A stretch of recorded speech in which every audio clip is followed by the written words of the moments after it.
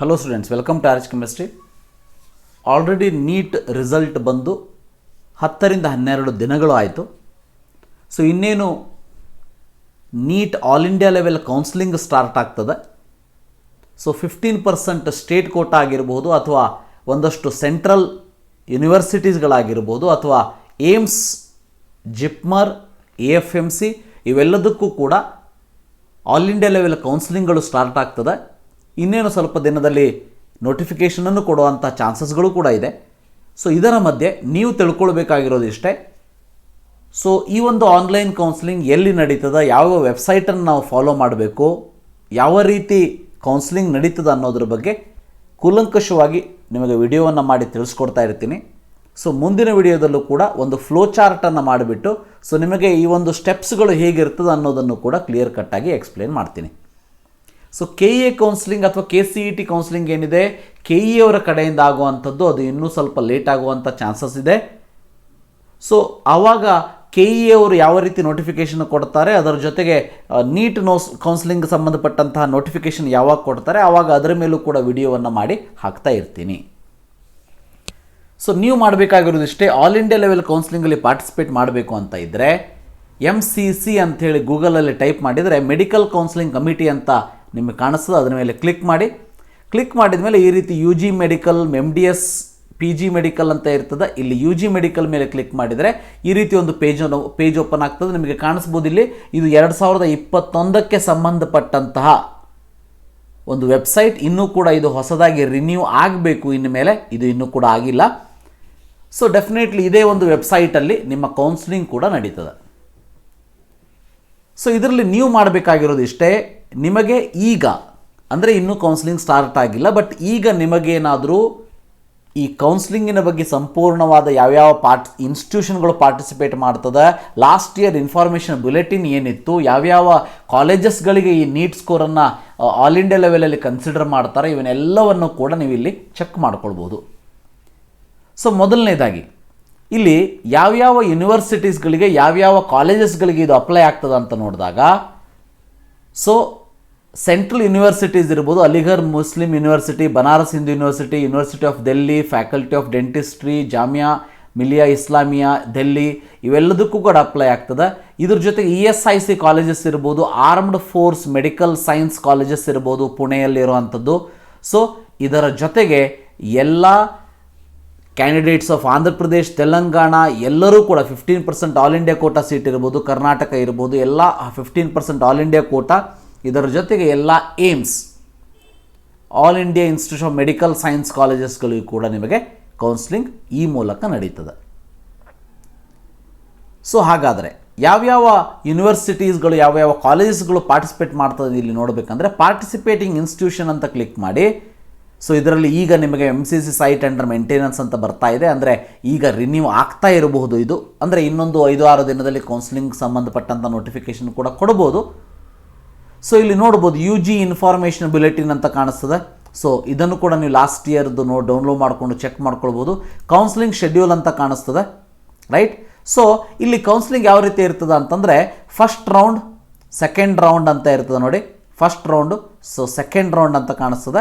Second round ಆದಮೇಲೆ mop up round ಅಂತ ಇರ್ತದೆ. ಎಲ್ಲ all India quota deemed and central ಯೂನಿವರ್ಸಿಟೀಸ್ಗಳಿಗೆ, ಏಮ್ಸ್ಗಳಿಗೆ ಮತ್ತು ಜಿಪ್ಮರ್ ಸೀಟ್ಸ್ಗಳಿಗೆ. ಅದಾದಮೇಲೆ online stray vacancy round for AIQ, central universities, AIIMS, JIPMER seats ಅಂತ ಇರ್ತದೆ. ಅಂದರೆ 4 ಸುತ್ತಿನಲ್ಲಿ ಕೌನ್ಸಿಲಿಂಗ್ ನಡೆಯುವಂಥದ್ದು. ಸೊ ಹಿಂದಿನ ವರ್ಷಕ್ಕಿಂತ ಮೊದಲು ಏನು ಮಾಡ್ತಿದ್ರು ಅಂದರೆ ಕರ್ನಾಟಕದ, ಫಾರ್ ಎಕ್ಸಾಂಪಲ್ ಕರ್ನಾಟಕದ 15% ಕೋಟಾ ಸೀಟ್ಗಳಿಗೆ ಆಲ್ ಇಂಡಿಯಾ ಲೆವೆಲ್ ಕೌನ್ಸಿಲಿಂಗ್ ಇರ್ತದೆ. 85% ಕೋಟಾ ಸೀಟ್ಗಳಿಗೆ ಕರ್ನಾಟಕದ KE ಅವರು ಕೌನ್ಸಿಲಿಂಗನ್ನು ಮಾಡ್ತಾರೆ. ಇಷ್ಟು ವರ್ಷ ಏನಾಗ್ತಿತ್ತು, ಲಾಸ್ಟ್ ಇಯರ್ನ ಬಿಟ್ಟು ಈಗ ಲಾಸ್ಟ್ ಇಯರಿಂದ ರೂಲ್ಸ್ ಚೇಂಜ್ ಆಗಿದೆ. ಅದಕ್ಕಿಂತ ಮುಂಚೆ 2020 ಮತ್ತು ಅದಕ್ಕಿಂತ ಮುಂಚೆ, ಸೊ ಫಾರ್ ಎಕ್ಸಾಂಪಲ್ ಈಗ ಕಿಮ್ಸ್ ಅಲ್ಲಿ 200 ಸೀಟ್ ಇದೆ ಅಂತ ಇಟ್ಟುಕೊಳ್ಳಿ. ಅದರಲ್ಲಿ 30 ಸೀಟ್ಸ್ ಆಲ್ ಇಂಡಿಯಾ ಕೋಟಾ ಲೆವೆಲಲ್ಲಿ ಬರೋ ಅಂಥದ್ದು. ಆ 30 ಸೀಟ್ಗಳಿಗೆ ಕೌನ್ಸಿಲಿಂಗ್ ನಡೀತಿತ್ತು. ಅದೇ ರೀತಿ ಎಲ್ಲ ಕಾಲೇಜಸ್ಗಳನ್ನ ಸೇರಿಕೊಂಡು ಆ 30 ಸೀಟಲ್ಲಿ ಏನಾದರೂ 5 ಸೀಟು ಕೌನ್ಸಿಲಿಂಗಲ್ಲಿ ಫಸ್ಟ್ ಆ್ಯಂಡ್ ಸೆಕೆಂಡ್ ರೌಂಡಲ್ಲಿ ಯಾರೂ ತಗೊಳ್ದೇನೆ ಹಾಗೆ ಬಿಟ್ಟಿದ್ದಿದ್ರೆ ಅಥವಾ ತಗೊಂಡು ಅದನ್ನು ರಿಜೆಕ್ಟ್ ಮಾಡಿದ್ದಿದ್ರೆ ಆ 5 ಸೀಟುಗಳು ಅಥವಾ 10 ಸೀಟುಗಳು ಏನು ಉಳಿದಿರುವಂಥ ಆಲ್ ಇಂಡಿಯಾ ಕೋಟಾ ಸೀಟ್ಗಳಿರ್ತಿತ್ತು, ಆ ಸೀಟ್ಗಳನ್ನು ಡೈರೆಕ್ಟಾಗಿ ಸ್ಟೇಟ್ ಕೋಟಾದವರಿಗೆ ಕೊಟ್ಟುಬಿಟ್ಟು ಸ್ಟೇಟ್ದವರು ಅದನ್ನು ಕೌನ್ಸಿಲಿಂಗ್ ಮಾಡಿ ಅಂತ ಹೇಳ್ತಿದ್ರು.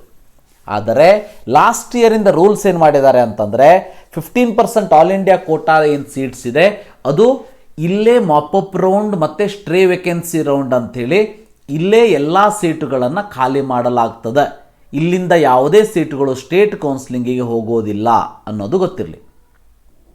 ರೈಟ್? ಅಂದರೆ ಸ್ಟೇಟ್ ಕೌನ್ಸಿಲಿಂಗಿಗೆ ಆಲ್ ಇಂಡಿಯಾ ಲೆವೆಲ್ನಿಂದ ಸೀಟ್ಗಳು ಬರೋದಿಲ್ಲ. ಬಟ್ ಜನರಲಿ ಹೇಗಿರ್ತದೆ, ಮೊದಲು all India level counselling start ಆಗ್ತದೆ. ಆಲ್ ಇಂಡಿಯಾ ಲೆವೆಲ್ ಕೌನ್ಸಿಲಿಂಗ್ ಮುಗಿದ ಮೇಲೆ ಯಾವ ವಿದ್ಯಾರ್ಥಿಗಳು ಆಲ್ ಇಂಡಿಯಾ ಲೆವೆಲ್ ಕೌನ್ಸಿಲಿಂಗ್ ಮೂಲಕ ಕಾಲೇಜಸ್ಗಳಲ್ಲಿ ಅಡ್ಮಿಷನ್ ಆಗಿದ್ದಾರೆ ಅನ್ನೋ ಒಂದು ಲೀಸ್ಟನ್ನು KE ಅವರಿಗೆ ಕಳಿಸ್ಕೊಡ್ತಾರೆ. KE ಅವರು ಆ ಲೀಸ್ಟನ್ನು ನೋಡಿಬಿಟ್ಟು ಆ ಲೀಸ್ಟಲ್ಲಿ ಇರುವಂಥ ಕರ್ನಾಟಕದ ವಿದ್ಯಾರ್ಥಿಗಳಿಗೆ ತಮ್ಮ ಕೌನ್ಸಿಲಿಂಗಲ್ಲಿ ಪಾರ್ಟಿಸಿಪೇಟ್ ಮಾಡದೇ ಇರೋ ಹಾಗೆ ನೋಡ್ಕೊಳ್ತಾರೆ. ಯಾಕಂತಂದರೆ ಈಗ ಆಲ್ ಇಂಡಿಯಾ ಲೆವೆಲಲ್ಲಿ ಸೀಟನ್ನು ಸಿಕ್ಕಂಥ ಒಬ್ಬ ವಿದ್ಯಾರ್ಥಿ ಮತ್ತೆ ಸ್ಟೇಟ್ ಲೆವೆಲಲ್ಲಿ ಸೀಟನ್ನು ತಗೊಂಡು ಆ ಮತ್ತೊಬ್ಬ ವಿದ್ಯಾರ್ಥಿಗೆ ಸಿಗುವಂಥ ಸೀಟನ್ನು ಲಾಸ್ ಮಾಡಬಾರ್ದು ಅನ್ನೋ ಒಂದು ಕಾರಣದಿಂದ ಈ ರೀತಿ ಮಾಡಲಾಗ್ತದೆ. ಸೊ 2 ವರ್ಷಕ್ಕಿಂತ ಮುಂಚೆ ಉಳಿದಿರುವಂಥ ಸೀಟುಗಳನ್ನ ಸ್ಟೇಟ್ದವ್ರಿಗೆ ಬಿಟ್ಟುಕೊಡ್ತಿದ್ರು. ಬಟ್ ಲಾಸ್ಟ್ ಇಯರಿಂದ ಈ ವರ್ಷನೂ ಕೂಡ ಇದೇ ರೂಲ್ ಅಪ್ಲೈ ಆಗ್ತದೆ. ಯಾವುದೇ ಸೀಟುಗಳು ಸ್ಟೇಟಿಗೆ ವಾಪಸ್ ಹೋಗೋದಿಲ್ಲ, ಇಲ್ಲೇ ಮಾಪಪ್ ರೌಂಡು ಮತ್ತು ಸ್ಟ್ರೇ ವೇಕೆನ್ಸಿ ರೌಂಡ್ ಅಂಥೇಳಿ ಮಾಡಲಾಗ್ತದೆ. ಇದಿಷ್ಟು MCC ಅವರ ಕಡೆಯಿಂದ ಆಗುವಂಥ ಕೌನ್ಸಿಲಿಂಗಿನ ಬ್ರೀಫ್ ಇನ್ಫಾರ್ಮೇಷನ್ ಅಂತ ಹೇಳ್ಬೋದು.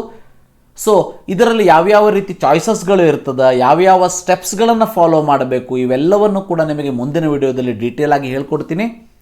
ಇದಕ್ಕಿಂತ ಮುಂಚೆ ಒಂದು ಇಂಪಾರ್ಟೆಂಟ್ ಇನ್ಫಾರ್ಮೇಷನ್ ಅಂತಂದರೆ ಗೊತ್ತಿರಲಿ. ಸೊ ಈ ಒಂದು ಕೌನ್ಸಿಲಿಂಗಲ್ಲಿ ಪಾರ್ಟಿಸಿಪೇಟ್ ಮಾಡಬೇಕು ಅಂತಂದರೆ ನೀವು 10,000 ರೂಪೀಸ್ ಸೆಕ್ಯೂರಿಟಿ ಡಿಪಾಸಿಟನ್ನು ಇಡಬೇಕಾಗ್ತದೆ. ನಿಮಗೇನಾದರೂ ಸೀಟ್ ಸಿಕ್ತು ಅಂತಂದರೆ ಆ ಒಂದು ಸೀಟಿಗೆ ಈ 10,000 ರೂಪೀಸನ್ನು ಅಡ್ಜಸ್ಟ್ ಮಾಡ್ಕೊಳ್ಳಾಗ್ತದೆ. ಒಂದೊಮ್ಮೆ ನಿಮಗೆ ಸೀಟ್ ಸಿಕ್ಕು ನೀವು ಅದನ್ನು ಅಟೆಂಡ್ ಮಾಡಲಿಲ್ಲ ಅಂದರೆ ಸೇರಿಕೊಳ್ಳಿಲ್ಲ ಅವರು ಒಂದು ಲಾಸ್ಟ್ ಡೇಟ್ ಒಳಗೆ ಅಂತಂದರೆ ಗೊತ್ತಿರಲಿ, ನಿಮ್ಮ ದುಡ್ಡು ಏನಿದೆ ಅದು ವಾಪಸ್ ಬರೋದಿಲ್ಲ. ಒಂದೊಮ್ಮೆ ಸೀಟ್ ಸಿಗಲಿಲ್ಲ ಅಂತಂದರೆ ನಿಮ್ಮ ದುಡ್ಡು ನಿಮಗೆ ವಾಪಸ್ ಸಿಗ್ತದೆ. ಇಲ್ಲಿ ನೋಡ್ಬೋದು ಲಾಸ್ಟ್ ಇಯರ್ ಯಾವ ರೀತಿ ಫೀಸ್ ಇತ್ತು ಅನ್ನೋದನ್ನು ಇಲ್ಲಿ ತೋರಿಸ್ತಾ ಇದ್ದೀನಿ. ಇಲ್ಲಿ ಕರೆಕ್ಟಾಗಿ ನೋಡ್ಕೊಳ್ಳಿ. So medical, dental, BSc nursing ಎಲ್ಲದಕ್ಕೂ ಕೂಡ ಇವರೇ ಕೌನ್ಸಿಲಿಂಗನ್ನು ಮಾಡ್ತಾರೆ. ಸೊ ನಾನ್ ರಿಫಂಡೇಬಲ್ ರಿಜಿಸ್ಟ್ರೇಷನ್ ಫೀ ಅಂತ ಏನಿರ್ತದೆ, ಸೊ 5,000 ರೂಪೀಸ್ ಎಲ್ಲ ಡೀಮ್ಡ್ ಯೂನಿವರ್ಸಿಟಿಗಳಿಗೆ ಎಲ್ಲದಕ್ಕೂ ಕೂಡ 5,000 ರೂಪಾಯಿ same for all the candidates ಇರ್ತದೆ. ಸೊ ರಿಫಂಡೇಬಲ್ ಸೆಕ್ಯೂರಿಟಿ ಅಮೌಂಟ್ ಅಂತ ಏನಿರ್ತದೆ ಅದು 2 ಲಕ್ಷ ರೂಪಾಯಿಯನ್ನು ನೀವು at the time of registration ಕೊಡಬೇಕಾಗ್ತದೆ ಡೀಮ್ಡ್ ಯೂನಿವರ್ಸಿಟೀಸ್ಗಳಿಗೆ ಅನ್ನೋದು ಗೊತ್ತಿರಲಿ. ಸೊ ಈ ರೀತಿ ನೋಡಿ, 15% ಆಲ್ ಇಂಡಿಯಾ ಕೋಟಾ ಇರ್ಬೋದು, ಸೆಂಟ್ರಲ್ ಯೂನಿವರ್ಸಿಟಿ ಇರ್ಬೋದು, ಅವರಿಗೆ ಏನಿರ್ತದೆ ಅಂತಂದರೆ ಜನರಲಿ ರಿಫಂಡೇಬಲ್ ಸೆಕ್ಯೂರಿಟಿ ಅಮೌಂಟ್ ಅಂಥೇಳಿ ₹10,000 for unreserved candidates, ₹5,000 for SC ST OBC PH ಕ್ಯಾಂಡಿಡೇಟ್ಸ್ಗಳಿಗೆ ಇರ್ತದೆ. ನಾನ್ ರಿಫಂಡೇಬಲ್ ರಿಜಿಸ್ಟ್ರೇಷನ್ ಅಂತೇಳಿ 1,000 ರೂಪಾಯಿ ಇರ್ತದೆ. 500 ರೂಪಾಯಿ SC ST OBC PH ಕ್ಯಾಂಡಿಡೇಟ್ಸ್ಗಳಿಗೆ ಇರ್ತದೆ. ಅಂದರೆ ನೀವೇನಾದರೂ ಈ ಒಂದು ಕೌನ್ಸಿಲಿಂಗಲ್ಲಿ ಪಾರ್ಟಿಸಿಪೇಟ್ ಮಾಡಬೇಕು, ಅನ್ರಿಸರ್ವ್ಡ್ ಕ್ಯಾಟಗರಿಯಲ್ಲಿ ಇದ್ದರೆ 11,000 ರೂಪಾಯಿಯನ್ನು at the time of registration pay ಮಾಡಬೇಕಾಗ್ತದೆ. ಅದರಲ್ಲಿ 10,000 ರೂಪಾಯಿ ರಿಫಂಡೇಬಲ್ ಮತ್ತು ನಾನ್ ರಿಫಂಡೇಬಲ್ ಅಂತೇಳಿ 1,000 ರೂಪಾಯಿ. ಇನ್ನು SC ST OBC ಇದ್ದವರು 5,500 ರೂಪಾಯಿಗಳನ್ನ ಹಾಕಬೇಕಾಗ್ತದೆ. 5,000 ರೂಪಾಯಿ ರಿಫಂಡೇಬಲ್ ಇರ್ತದೆ, 500 ರೂಪಾಯಿ ನಾನ್ ರಿಫಂಡೇಬಲ್ ಇರ್ತದೆ. ಆದರೆ ಡೀಮ್ಡ್ ಯೂನಿವರ್ಸಿಟೀಸ್ಗಳಿಗೆ ಮಾತ್ರ ನೀವು 5,000 ರೂಪಾಯಿ ನಾನ್ ರಿಫಂಡೇಬಲ್ ಬಟ್ 2 ಲಕ್ಷ ರೂಪಾಯಿ ರಿಫಂಡೇಬಲ್ ಸೆಕ್ಯೂರಿಟಿ ಅಮೌಂಟನ್ನು ಹಾಕಬೇಕಾಗ್ತದೆ. ಒಂದೊಮ್ಮೆ ನಿಮಗೆ ಸೀಟ್ ಸಿಕ್ತು ಅಂತಂದರೆ ಆ 2,000 ರೂಪಾಯಿನ ನಿಮ್ಮ ಫೀಸಲ್ಲಿ ಅಡ್ಜಸ್ಟನ್ನು ಮಾಡಿಕೊಳ್ತಾರೆ ಅನ್ನೋದು ಗೊತ್ತಿರಲಿ. ಸೊ ಈ ರೀತಿ ನಿಮ್ಮ ಎಲ್ಲ ಕ್ವಶನ್ಗಳಿಗೂ ಆನ್ಸರ್ಗಳು ಸಿಗ್ತಾ ಹೋಗ್ತದೆ. Don't worry about that. So thank you for watching. Have a nice day.